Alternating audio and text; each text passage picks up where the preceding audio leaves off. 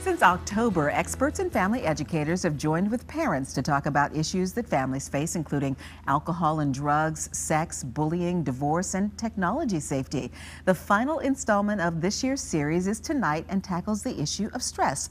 The Director of Parent Engagement for the Children's Museum of Richmond and Commonwealth Parenting, Liz Pierce, is back with us today. Hi, Liz. Hi. We've kind of been talking during the commercial break about stress and alleviating stress, and it seems that all members of the family are really stressed out, more so than ever these days, aren't they? They are. I mean, you think about, our performance anxiety culture. I mean, it seems like a lot is riding on a lot of our behaviors and a lot of things that we do and how people perceive us. And I think our kids pick up on that too. It seems that kids are under more pressure than ever today. They're tested more frequently. They have more assessments, certainly than I did when I was in school. But just over the past few years, the number of assessments has increased, and we're seeing some stress in our kids. And I think we have to be cognizant of that just because they're children doesn't mean they can't get stressed out.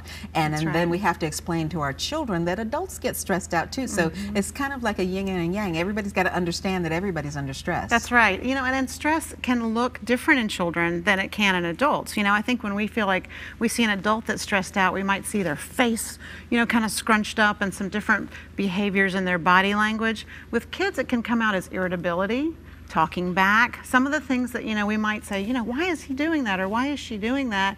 Those are stress behaviors that we see that we have to be cognizant of and know what stress they're under. And you mentioned testing, and it seems like our children are just basically learning things in order to get from test to the next test to the next test. And that can be very stressful because some people do well on tests and some people just don't do well, looking forward to taking that test. And that's a stress that you're going to address in the forum as well. That's right. Tonight we're going to talk about stress and testing, and test anxiety in particular. In the season of SOLs right now going on, a lot of our elementary kids are facing SOLs in high school as well. And you'll know when your child has anxiety about taking a test. You'll see it beforehand, and around this time of year you'll see some behaviors kind of get a little more frequent, like that irritability and anxiety. So tonight we're going to talk about ways to how to address that, what to do, what to look for, how to know if your child might need a little more help, but definitely some ways we at home can help prepare them for the test season, if you will.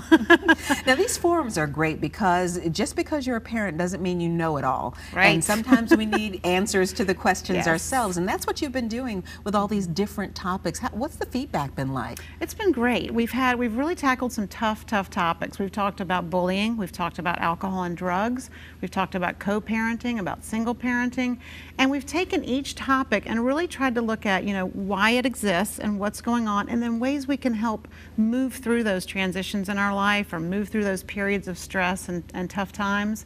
The feedback's been really good. We've had 30 to 40 people each time that have come out. Dinner's included in babysitting, so that might help a little bit. But it's really been a nice way to tackle some of these issues that they're hard to talk about, hard to face sometimes. But when you're in a group, it's a little easier to say, okay, it's not just me. It's not just me that's going through that. And apparently these are working not only for you guys, but for the community as well, because you're going to continue the series. Absolutely. In the fall, we'll kick off another series, another set of 6. We're going to expand to our Fredericksburg location at the Children's Museum as well. So it's going to be fun. It's going to be interesting. These tough things are easier to handle when you have the resources you need, and that's what we want to give. And that's what both the Children's Museum and Commonwealth Parenting are there for, is to give parents the tools that they need. Right, absolutely. We want kids to come and play and learn, and we want parents to come and learn too, to learn about different things they can do to help make their family successful and their kids grow and learn every day. And make life less stressful. That's right. That's the main thing. Right, yeah. When someone comes to one of your seminars, what can they expect? How do these work?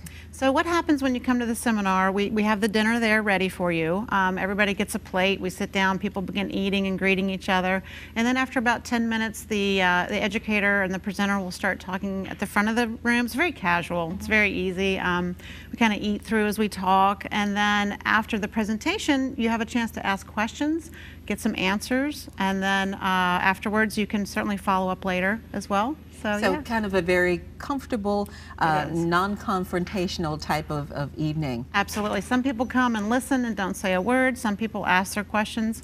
Some people ask a question afterward. But we want to give people access to answers. And again, tonight the topic is going to be stress and talking about testing stress more so than anything else.